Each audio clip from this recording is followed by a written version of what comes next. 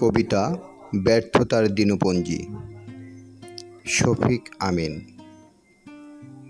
এখনো অনাগ্রহ, পাঠ্য বিষয় নেই জানে, তবুও তো কেউ কেউ করে গোপন পাঠ। চোখে কাজল পরে এখনো হাসো, কান্না শেষে চোখ মোছা রুমাল পর্যবেক্ষণ করো তো।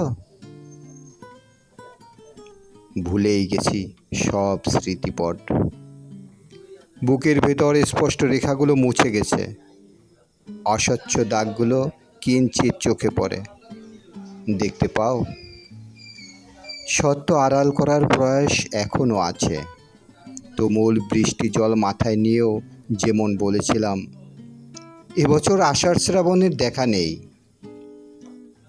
একটা গল্প অসমাপ্ত রয়ে গেছে, যদি কোনো দিন দেখা হতো।